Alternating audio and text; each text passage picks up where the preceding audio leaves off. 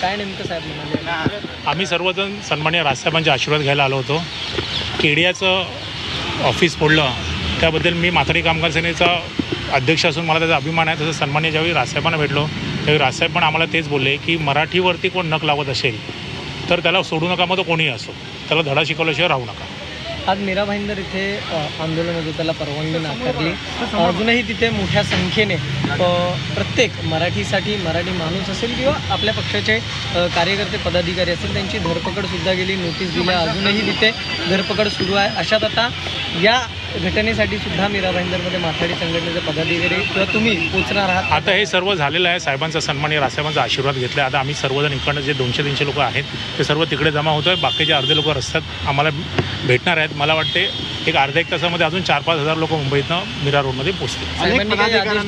त्याबद्दल काही सांगितलं की आंदोलन सुरू आहे, अनेक पदाधिकारी सर्वांना माहिती आहे, मराठी माणसांना माहिती आहे. आम्ही तर पक्षाचे पदाधिकारी पोहोचत आहेत, पण ज्या सामान्य लोकांना कळतं आहे मुंबईमध्ये की मराठी जी गळचेपी होते मराठी माणसाला कुठेतरी पोलिसांकडनं त्रास चालू आहे किंवा जोर जबरदस्ती चालू आहे. त्यावेळी मराठी माणूस पण आता मीरा रोडला मीरा भाईंदरला जायला तयार झाला. साहेबांनी काही मत व्यक्त केलं का त्या मराठीसाठी? जिथे जिथे मराठीवर अन्याय होईल तिथे तिथे महाराष्ट्र सैनिक राजसाहेबांच्या आदेशाची वाट बघत स्वतःहून पोहोचतो आणि साहेबांनी आदेश दिला तर त्यापेक्षा जास्त लोक पोहोचतात. अनेकांना ताब्यात घेण्यात आलेलं आहे. खरं तर एक व्हिडिओही समोर आला आहे ज्याच्यात संतोष धुरी यांना बॅनिक्वेट हॉलमध्ये ठेवण्यात आले. पोलिसांना, मनसे सैनिकांना आणि मराठी प्रेमी जनतेला ठेवण्यासाठी जागा मिळत नाहीये.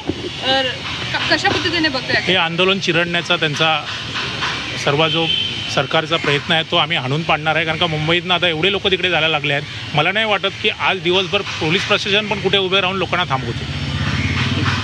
थँक्यू.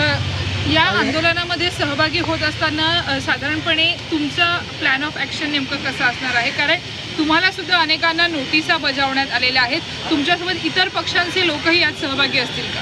हा मोर्चा मराठी माणसासाठी निघणारा मोर्चा आहे. मराठी माणसाची गळचेपी होते आहे म्हणून हा मोर्चा चालला आहे. कारण का ज्या विशिष्ट भाषेतील लोकांनी मोर्चा काढला होता ते त्यांच्या भाषेची ताकद दाखवण्यासाठी काढला होता आणि ते मराठी माणसाला दाबण्यासाठी काढला होता, दबावतंत्रासाठी काढला होता. म्हणून त्यांना महाराष्ट्रामध्ये येऊन जर मराठी माणसाला ताकद दाखवत असाल तर मराठी माणूस कसा आहे सांगायची गरज नाही. आपण शिवछत्रपतींचे वंशज आहेत छत्रपतींचे, त्यामुळे त्यांना एकदा हा दणका दाखवलाच पाहिजे की मराठी माणूस जागा झाला तर काय होते. सरकारमधील मंत्री प्रताप सरनाईक हेच या मोर्चात आता सहभागी होऊ लागलेले आहेत. एक प्रकारची गळचेपी मराठी माणसाची आहे म्हणून ते स्वतःच्या मोर्चात सहभागी होऊ लागलेले आहेत. कसं बघताय तुम्ही याकडे? मी त्यांचं अभिनंदन करतो. एक मराठी म्हणून एक मराठी माणूस पुढे आला. त्यांनी बघितलं नाही की शासन कोणाचं आहे, मी कुठल्या पक्षात आहे.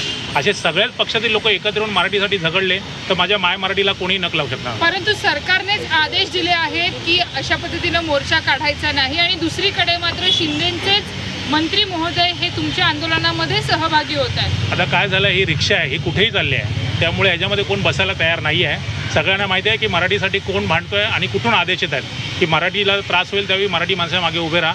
त्यामुळे सगळ्यांना माहिती आहे की सन्माननीय राजसाहेबांच्या मागे उभे राहिलो तरच महाराष्ट्रामध्ये मराठी टिकेल, नाही तर हे जे आताचं शासन आहे हे मराठी विकून खाईल. मुख्यमंत्र्यांनी पोलीस महासंचालकांकडे नाराजी व्यक्त केल्याची माहिती मिळते की या मोर्चाला परवानगी दिली नसल्यामुळे त्यांनी नाराजी व्यक्त केली.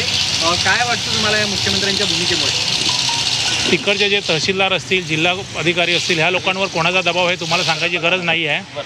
सन्माननीय मुख्यमंत्र्यांना माझी एकच विनंती आहे की साहेब मराठी माणसाचा अंत बघू नका. एकदा मराठी माणूस पेटला तर काय होतं तुम्हाला महानगरपालिकेमध्ये कळेल.